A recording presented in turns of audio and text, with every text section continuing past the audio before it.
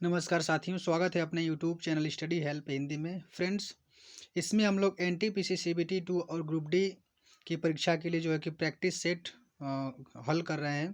तो यदि आप सभी ने अभी तक इसका पिछला वीडियो नहीं देखा है तो उस वीडियो को भी जाकर जरूर देखें। यह प्रैक्टिस सेट का तीसरा पार्ट है। चलिए शुरुआत करते हैं। अपना पहला प्रश्न देखिए, यहाँ पर पहला प्रश्न दिया हुआ है कि मानव शरीर के गुर्दे में निम्नलिखित में से कौन सा कार्य करते हैं। तो मानव शरीर में गुर्दे निम्नलिखित में से कौन सा कार्य करते हैं। देखिए, यहाँ पर ऑप्शन दिया हुआ है। यदि आपको इसका आंसर पता है तो आप इसका आंसर कमेंट बॉक्स में कर सकते हैं। इसका आंसर हो जाएगा option number B, excretion. Excretion मतलब उत्सर्जन का कार्य करते हैं। गुर्दे जिसे किडनी कहते हैं।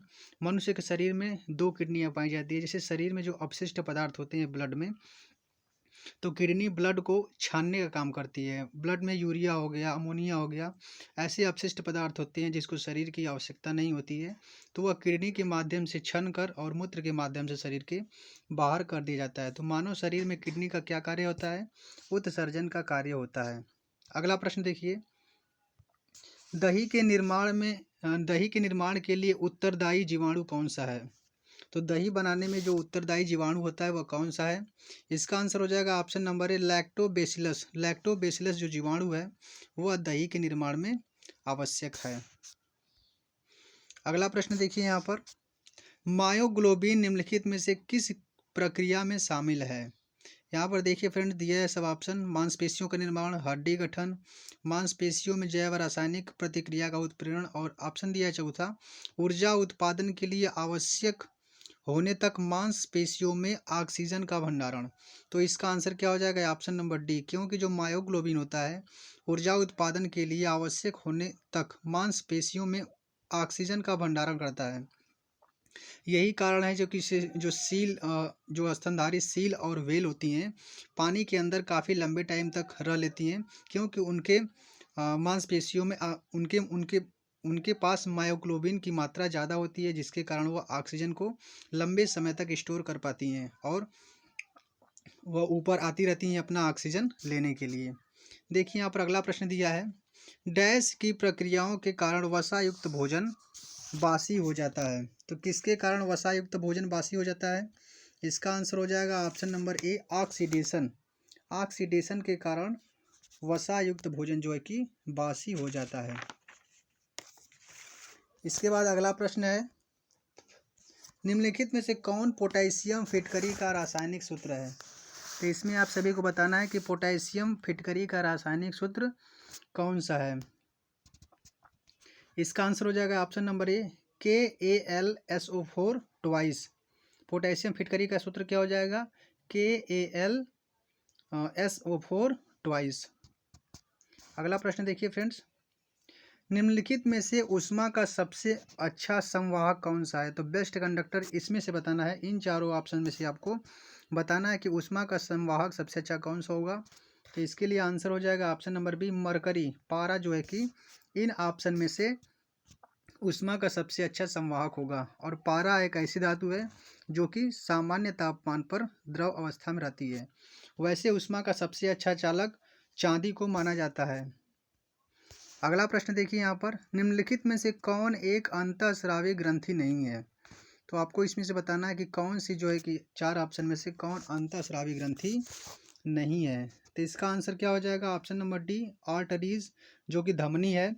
यह ब्लड के यह वाहिका होती है जो ब्लड को पूरे शरीर में पहुंचाने का कार्य करती है। तो धमनी क्या हो जाएगी? इसमें अंतःस्रावी ग्रंथि नहीं हो जाएगी। बाकी जो तीन दिया है ऊपर, पिट्यूटरी ग्रंथि जिसे मास्टर ग्रंथि भी कहते हैं, पैनक्रियाज हो गया, हाइपोथैलेमस हो गया, ये सब क्या है? अंतःस्रावी ग्रंथियां हैं। इसके बाद देखिए अगला प्रश्न दिया है, डैश नामक उपकरण का उपयोग हवा की सापेक्ष आर्द्रता को मापा और रिकॉर्ड करने के लिए किया जाता है। तो इसमें बताना है कि हवा की जो सापेक्ष आर्द्रता है इसको मापने के लिए किसका प्रयोग किया जाता है। इसका उत्तर क्या हो जाएगा? Option number C, hygrometer. तो सापेक्ष आर्द्रता को मापने के लिए हाइग्रोमीटर नामक यंत्र का प्रयोग किया जाता है। अगला प्रश्न देखिए, यहाँ पर KHCO3 में किस तत्व का परमाणु क्रमांक सबसे अधिक है। तो इसमें किस तत्व का परमाणु क्रमांक सबसे अधिक होगा? देखिए यहाँ पर के जो है कि पोटेशियम है, इसका परमाणु क्रमांक क्या होता है, 19 होता है। एच हाइड्रोजन, इसका परमाणु क्रमांक 1 होता है। कार्बन का परमाणु क्रमांक 6 और ऑक्सीजन का होता है 8। तो इन सभी में से किसका परमाणु क्रमांक ज़्यादा हो जाएगा, ऑप्शन नंबर बी पोटेशियम, जो कि कितना है, इसका परमाणु क्रमांक 19 है। अगला प्रश्न देखिए, रेडियोधर्मी पदार्थ के उत्सर्जन में शामिल है।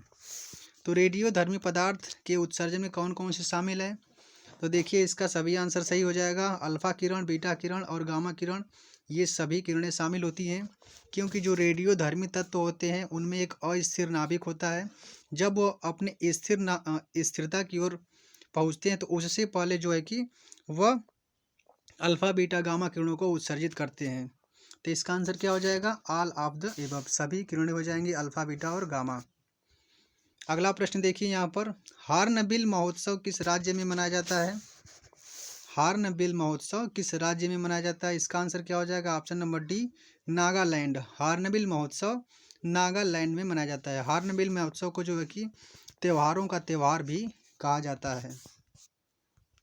अगला प्रश्न देखिए यहाँ पर, 2020 में पश्चिम बंगाल में आए चक्रवात का नाम बताइए। 2000, इससे पहले एक प्रश्न है, 2020 में पश्चिम बंगाल में आए चक्रवात का क्या नाम है। तो इसका क्या आंसर हो जाएगा, इसका आंसर हो जाएगा option number B Amphan. Amphan तूफान जो है कि 2020 में पश्चिम बंगाल में आया था। अगला प्रश्न देखिए यहाँ पर, ग्रेट बैरियर रीफ दुनिया की सबसे बड़ी प्रवाल भित्ति प्रणाली डैश में स्थित है। तो दुनिया की सबसे बड़ी प्रवाल भित्ति ग्रेट बैरियर रीफ कहाँ पर स्थित है, तो यह कहाँ स्थित है, ऑस्ट्रेलिया में। इसका आंसर क्या हो जाएगा, ऑस्ट्रेलिया में। लगभग दुनिया की सबसे बड़ी यह ग्रेट बैरियर रीफ है। यह कहाँ पर है, ऑस्ट्रेलिया के क्वींसलैंड तट पर यह स्थित है। ऑस्ट्रेलिया का क्वींसलैंड तट पर यह जो है कि ग्रेट बैरियर रीफ स्थित है। अगला प्रश्न देखिए, निम्नलिखित में से किसने तैराकी में सर्वाधिक ओलंपिक स्वर्ण पदक जीते हैं। तो तैराकी में सबसे ज़्यादा स्वर्ण पदक किसने जीते हैं, इसका आंसर हो जाएगा ऑप्शन नंबर ए माइकल फेल्प्स। इन्होंने कुल 28 स्वर्ण पदक जीते हैं। इन्होंने कितना पदक जीते हैं, कुल 28 पदक जीते हैं माइकल फेल्प्स, इसलिए यह दुनिया के सबसे नंबर 1 तैराकी है। अगला प्रश्न है, प्रधानमंत्री किसान सम्मान निधि योजना किस वर्ष शुरू की गई थी। इसका क्या आंसर हो जाएगा, ऑप्शन नंबर बी इसका राइट आंसर हो जाएगा 2019 में। 2019 में प्रधानमंत्री किसान सम्मान निधि योजना वर्ष 2019 में शुरुआत की गई थी। इसके तहत यह जो है कि पूरी तरह से सेंट्रल गवर्नमेंट के द्वारा फंडेड योजना है, और इसके तहत वो साल में 6,000 रुपये किसान परिवार को दिए जाते हैं। अगला प्रश्न है, बैरन द्वीप दक्षिण एशिया का एकमात्र सक्रिय ज्वालामुखी है। यह किस राज्य या केंद्र शासित प्रदेश में स्थित है।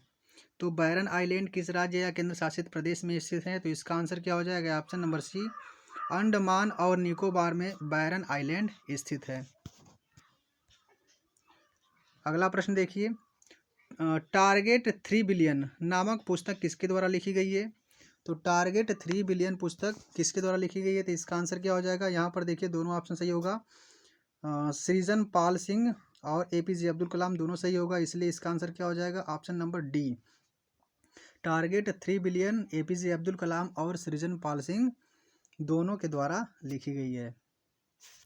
अगला प्रश्न देखिए यहाँ पर, कंप्यूटर शब्दावली में FDD का पूर्ण रूप क्या है। तो FDD का फुल फॉर्म इसमें पूछा गया है। इसका क्या आंसर हो जाएगा, फ्लॉपी डिस्क ड्राइव। तो FDD का फुल फॉर्म क्या होता है, फ्लॉपी डिस्क ड्राइव। अगला प्रश्न देखिए यहाँ पर, राष्ट्रीय विज्ञान दिवस प्रत्येक वर्ष निम्नलिखित में से किस तिथि को मनाया जाता है। राष्ट्रीय विज्ञान दिवस कब मनाया जाता है, 28 फरवरी को। तो इसका आंसर क्या हो जाएगा, ऑप्शन नंबर ए 28 फरवरी। राष्ट्रीय विज्ञान दिवस 28 फरवरी। और यह क्यों मनाया जाता है, क्योंकि 28 फरवरी 1928 को ही भारतीय भौतिक विज्ञानी CV रमन के द्वारा रमन प्रभाव की खोज की गई थी, और उन्हें जो है कि 1930 में इसी खोज के लिए भौतिकी में नोबेल पुरस्कार से भी सम्मानित किया गया था। इसलिए 28 फरवरी को राष्ट्रीय विज्ञान दिवस के रूप में मनाया जाता है। अगला प्रश्न देखिए, यहाँ पर दिया है कि विश्व की सबसे गहरी खदान निम्नलिखित में से किस देश में स्थित है। विश्व की सबसे गहरी खदान, तो इसमें इसका आंसर क्या हो जाएगा, इसका आंसर हो जाएगा ऑप्शन नंबर ए, साउथ अफ्रीका। साउथ अफ्रीका में जो है कि विश्व की सबसे गहरी खदान स्थित है। सोने की खदान है यह, सोने की खदान, सबसे गहरी खदान। विश्व की सबसे गहरी खदान कहाँ पर है, साउथ अफ्रीका में, दक्षिण अफ्रीका में। अगला प्रश्न देखिए, निम्नलिखित में से किस अनुच्छेद में 14 वर्ष से कम आयु के सभी बच्चों के लिए निःशुल्क और अनिवार्य शिक्षा का प्रावधान किया गया है। तो निःशुल्क और अनिवार्य शिक्षा का प्रावधान किस अनुच्छेद में किया गया है, तो इसका आंसर क्या हो जाएगा, ऑप्शन नंबर बी, 45, अनुच्छेद 45 में यह प्रावधान किया गया है। अगला प्रश्न देखिए, the international criminal court, international criminal court का मुख्यालय कहाँ पर स्थित है। इसका आंसर क्या हो जाएगा, option number B, the Hague. The Hague कहाँ पर है, नीदरलैंड में द हेग है, और यहीं पर द इंटरनेशनल क्रिमिनल कोर्ट का मुख्यालय स्थित है। अगला प्रश्न है, निम्नलिखित में से कौन दुनिया के पहले इलेक्ट्रॉनिक कैलकुलेटर का आविष्कारक है। दुनिया के पहले इलेक्ट्रॉनिक कैलकुलेटर के आविष्कारक कौन है। इसका आंसर हो जाएगा ऑप्शन नंबर सी, जेरी मैरीमैन जो है कि दुनिया के पहले इलेक्ट्रॉनिक कैलकुलेटर का आविष्कारक है। और कंप्यूटर के जनक किसे कहते हैं, तो चार्ल्स बेबेज को जो है कंप्यूटर का जनक कहा जाता है। लेकिन इसमें आंसर क्या हो जाएगा, ऑप्शन नंबर सी, जेरी मैरीमैन जो है कि पहले इलेक्ट्रॉनिक कैलकुलेटर के आविष्कारक हैं। अगला प्रश्न देखिए, प्रियत्जकर पुरस्कार डैश के क्षेत्र में सर्वोच्च अंतर्राष्ट्रीय सम्मान है। तो इसमें आपको बताना है कि प्रियत्जकर पुरस्कार है वह किस क्षेत्र में दिया जाता है। तो प्रियत्जकर पुरस्कार, इसके लिए आंसर क्या हो जाएगा, ऑप्शन नंबर सी, वास्तुकला आर्किटेक्चर के क्षेत्र में जो है कि प्रियत्जकर पुरस्कार दिया जाता है। अगला प्रश्न देखिए, चिपको आंदोलन उत्तराखंड में निम्नलिखित में से किस कारण से हुआ था। चिपको आंदोलन उत्तराखंड में किसके कारण हुआ था, तो इसमें से इसका आंसर क्या हो जाएगा, पेड़ों का दोहन करने के लिए। जैसे कि जो पेड़ों को काटा जा रहा था, तो वहाँ के जो लोग थे वो पेड़ों के ऊपर चिपक जाते थे नहीं कटवाने के लिए, तो इसीलिए इस आंदोलन को चिपको आंदोलन कहा गया। और यह शुरू किया गया था 1973 में उत्तराखंड के चमोली डिस्ट्रिक्ट में जो है कि यह इसकी शुरुआत की गई थी। अगला प्रश्न देखिए, यहाँ पर किस वर्ष रेल बजट को भारत के आम बजट में मिला दिया गया। तो किस वर्ष रेल बजट को भारत के आम बजट में मिला दिया गया। इसके लिए आंसर क्या हो जाएगा, ऑप्शन नंबर ए, 2016 में रेल बजट और आम बजट को साथ ही पेश किया जाने लगा। अगला प्रश्न है यहाँ पर, खिलजी वंश का संस्थापक शासक कौन था। तो खिलजी वंश के संस्थापक शासक कौन थे। इसका आंसर क्या हो जाएगा, option number D, Jalaluddin Khilji. Khilji वंश का संस्थापक कौन था, जलालुद्दीन खिलजी। और खिलजी वंश का कार्यकाल था 1290 से लेकर 1320 तक। अगला प्रश्न देखिए यहाँ पर, संसद सदस्यों को दिए जाने वाले वेतन और भत्ते डैश द्वारा निर्धारित किए जाते हैं। तो जो संसद के सदस्य होते हैं उनको दिए जाने वाले वेतन और भत्ता किसके द्वारा निर्धारित किए जाते हैं। इसका आंसर हो जाएगा ऑप्शन नंबर बी, पार्लियामेंट के द्वारा, क्योंकि जो वेतन और भत्ते का निर्धारण है वह संसद के द्वारा ही किया जाता है। और यह किस अनुच्छेद के तहत होता है, भारतीय संविधान के अनुच्छेद 106 में यह प्रावधान किया गया है कि संसद के किसी भी सदन के सदस्य ऐसे वेतन और भत्ते प्राप्त करने के हकदार होंगे जो समय समय पर संसद द्वारा कानून द्वारा निर्धारित किए जा सकते हैं। अगला प्रश्न देखिए, निम्नलिखित में से कौन स्वतंत्र भारत में पहले वित्त मंत्री थे। तो स्वतंत्र भारत के पहले वित्त मंत्री कौन थे। इसका आंसर हो जाएगा option number C, R K. Shanmukham Chetty. R K. Shanmukham Chetty ji जो है कि स्वतंत्र भारत के पहले वित्त मंत्री थे। उन्होंने जो कि 1947 से 1949 तक स्वतंत्र भारत के पहले वित्त मंत्री के रूप में कार्य किया। और 26 जनवरी 1947 को देश का पहला बजट संसद में भी पेश किया था। अगला प्रश्न है, महात्मा गांधी को पहली बार सत्याग्रह के दौरान किस वर्ष गिरफ्तार किया गया था। तो महात्मा गांधी जो को सत्याग्रह के लिए किस वर्ष गिरफ्तार किया गया था? इसका आंसर हो जाएगा ऑप्शन नंबर 1908 में पहली बार महात्मा गांधी जी को गिरफ्तार किया गया। दक्षिण अफ्रीका में पहली बार महात्मा गांधी जी को 10 फरवरी 1908 को पास जो होता है ना, पास के रूप में जाना जाने वाला एक अनिवार्य पहचान दस्तावेज कार्ड ले जाने से इनकार करने के लिए गिरफ्तार किया गया था।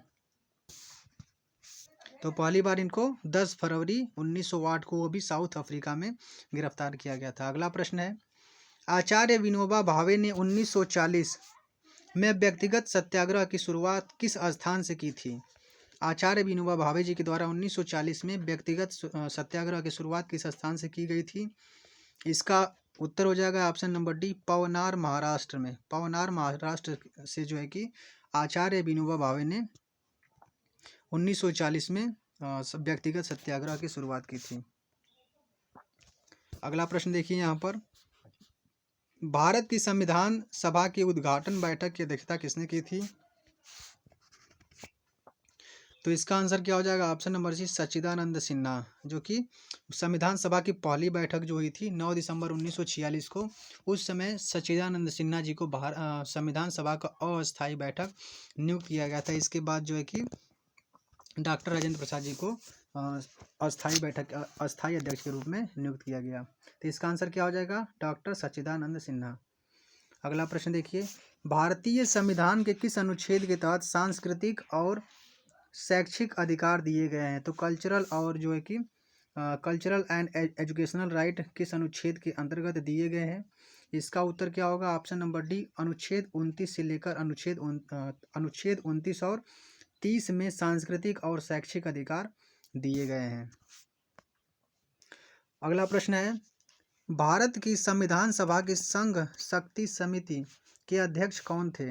संघ शक्ति समिति के अध्यक्ष कौन थे? तो इसका आंसर क्या हो जाएगा? Option number D, Jawaharlal Nehru ji संविधान सभा की संघ शक्ति समिति के अध्यक्ष थे। स्वामी दयानंद सरस्वती का वास्तविक नाम क्या था? स्वामी दयानंद सरस्वती का वास्तविक नाम क्या था? तो इसका क्या आंसर हो जाएगा? ऑप्शन नंबर डी, मूल शंकर, जो है कि स्वामी दयानंद सरस्वती का वास्तविक नाम था। अगला प्रश्न है यहाँ पर, बाणभट्ट एक संस्कृत विद्वान और डैश के दरबारी कवि थे। तो बाणभट्ट किसके दरबारी कवि थे? इसका क्या आंसर हो जाएगा? ऑप्शन नंबर बी इसका राइट आंसर होगा, हर्षवर्धन। बाणभट्ट जो है कि हर्षवर्धन के दरबारी कवि थे। उन्होंने ही हर्षचरित, जो कि हर्ष की जीवनी है, और कादम्बिनी उपन्यासों की रचना की है। किसने? बाणभट्ट ने ही हर्षचरित और कादम्बिनी, जो कि दुनिया के पहले उपन्यासों में से एक है। इसका राइट आंसर क्या हो जाएगा? हर्षवर्धन। अगला प्रश्न देखिए, राजस्थान के चित्तौड़गढ़ किले में कीर्ति स्तंभ किसके द्वारा बनवाया गया था? तो कीर्ति स्तंभ किसके द्वारा बनवाया गया था चित्तौड़गढ़ में, राजस्थान के चित्तौड़गढ़ में? इसका आंसर क्या होगा? Option number B, Rana Kumbha के द्वारा कीर्ति स्तंभ बनवाया गया था। किसके द्वारा? राणा कुंभा के द्वारा। इसके बाद अगला प्रश्न है, राष्ट्रीयकरण के दूसरे चरण में कितने बैंकों का राष्ट्रीयकरण किया गया था? तो जब बैंकों का राष्ट्रीयकरण हुआ था तो 2 चरणों में हुआ था, पहले चरण और दूसरे चरण में। तो दूसरे चरण में कितने बैंकों का राष्ट्रीयकरण किया गया था? इसका आंसर क्या हो जाएगा? Option number C, 6। दूसरे चरण में 6 बैंकों का राष्ट्रीयकरण किया गया था। पहले चरण में जो है कि जुलाई 1969 को पहले चरण में जो न्यूनतम 50 करोड़ रुपए जमा के साथ 14 प्रमुख वाणिज्यिक बैंकों का पहले चरण में राष्ट्रीयकरण किया गया था। इसके बाद अप्रैल 1980 में 6 बैंकों का राष्ट्रीयकरण जो कि दूसरे चरण में किया गया था। अगला प्रश्न देखिए, 15वें वित्त आयोग के अध्यक्ष कौन है? 15वें वित्त आयोग के अध्यक्ष कौन है? इसका आंसर हो जाएगा option number D, NK Singh, जो कि 15वें वित्त आयोग के अध्यक्ष हैं। और वित्त आयोग का वर्णन कहाँ है? संविधान के अनुच्छेद 280 के तहत वित्त आयोग का वर्णन मिलता है। नेक्स्ट प्रश्न देखिए यहाँ पर, विश्व स्वास्थ्य संगठन ने किस वर्ष तक सर्वाइकल कैंसर को खत्म करने के लिए वैश्विक रणनीति बनाई है? तो विश्व स्वास्थ्य संगठन मतलब WHO, वर्ल्ड हेल्थ ऑर्गेनाइजेशन ने सर्वाइकल कैंसर को खत्म करने के लिए किस वर्ष तक वैश्विक रणनीति बनाई है? तो इसका आंसर क्या हो जाएगा? ऑप्शन नंबर ए 2050 तक WHO के द्वारा सर्वाइकल कैंसर खत्म करने का लक्ष्य रखा गया है। और यह जो है कि दुनिया भर में महिलाओं में होने वाला चौथा सबसे आम कैंसर है। महिलाओं में होने वाला यह कैंसर है, इसी को खत्म करने के लिए WHO के द्वारा 2050 तक रणनीति बनाई गई है। अगला प्रश्न है यहाँ पर, अपने पहले उपन्यास सुग्गी बैन के लिए बुकर प्राइज़ 2020 किसने जीता है? तो सुग्गी बैन के लिए बुकर प्राइज़ 2020 किसको दिया गया है? इसका आंसर हो जाएगा ऑप्शन नंबर सी, डगलस ईस्टवर्ट को 2020 का बुकर प्राइज सुग्गी बैन उपन्यास के लिए दिया गया है।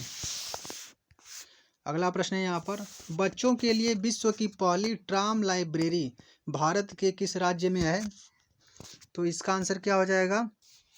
इसका आंसर हो जाएगा option number A, West Bengal. पश्चिम बंगाल में जो है कि विश्व की पहली ट्राम लाइब्रेरी भारत के वेस्ट बंगाल में है। नेक्स्ट प्रश्न है, सांस अभियान का उद्देश्य किस बीमारी से सांस अभियान का उद्देश्य किस बीमारी से बचपन में होने वाली मौतों को कम करना है? जो सांस अभियान है, सांस अभियान का उद्देश्य बचपन में होने वाली कौन सी बीमारी के मौतों को कम करने वाला अभियान चलाया गया है? तो इसका आंसर क्या हो जाएगा? Option number C, pneumonia. सांस का फुल फॉर्म होता है social action and awareness to neutralise pneumonia successfully. तो इस अभियान की शुरुआत किसके लिए, कौन सी बीमारी के लिए किया गया है? निमोनिया के लिए। और इसमें सरकार का लक्ष्य है कि 2025 तक बच्चों में निमोनिया से होने वाली मौतों को कम करने का लक्ष्य हासिल करना है। इस अभियान का, इस कैंपेन का क्या मतलब उद्देश्य है? सरकार के द्वारा उद्देश्य रखा गया है कि 2025 तक निमोनिया से होने वाली मौतों को कम करना। अगला प्रश्न है कि एशिया में पहली सौर ऊर्जा सक्षम कपड़ा मिल किस राज्य में खुलेगी?